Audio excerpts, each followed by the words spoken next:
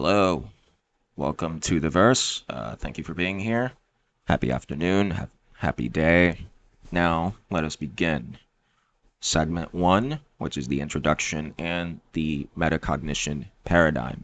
We begin by exploring the core of our research using recursion to simulate metacognition in large language models. Metacognition is the system's ability to monitor and control its own internal neural activations, effectively thinking about thinking. Our work builds on the Jian et al. 2025 study, which proves that models can indeed monitor their own internal states.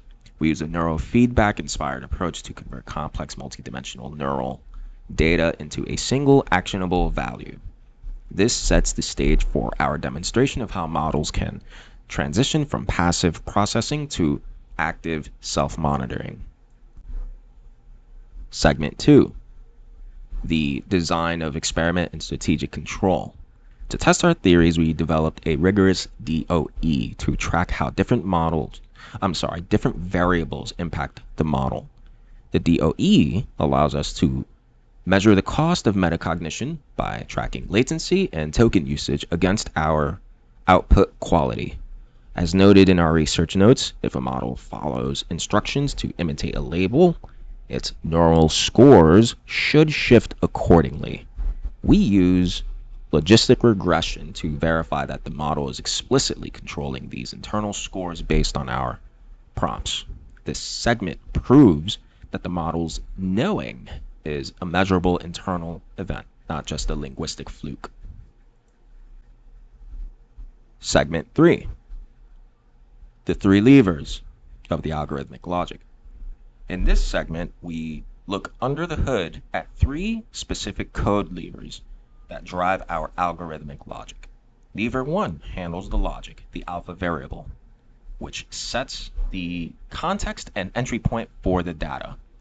Lever 2 is the theta function, which acts as our metacognitive monitor to score the alignment of the model's internal thoughts. Lever 3 represents the gamma loop, the recursive engine that forces the model to iterate until it reaches a desired confidence threshold.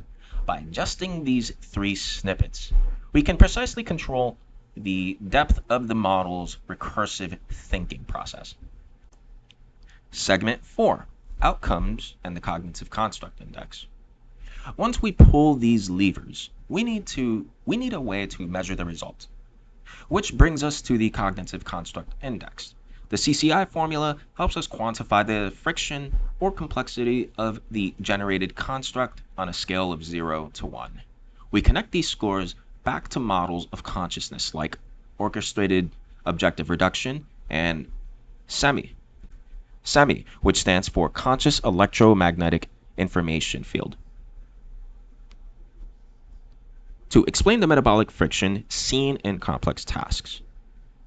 I repeat, we connected these scores back to models of consciousness like orchestrated objective reduction and the consciousness electromagnetic information field to explain the metabolic friction seen in complex tasks. I apologize, that last bit was a bit of a mouthful.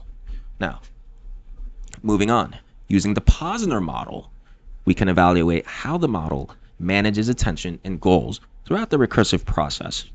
This metric allows us to see exactly how much thinking is required to reduce errors and improve alignment. Segment 5, the LSAR app and future outlook. Finally, we introduce the LSAR app, LSAR standing for Linguistic Symbiotic Augmented Reality, which captures live input to measure CCI scores in real time. The app serves as a bridge between theoretical metacognition and practical real-world application.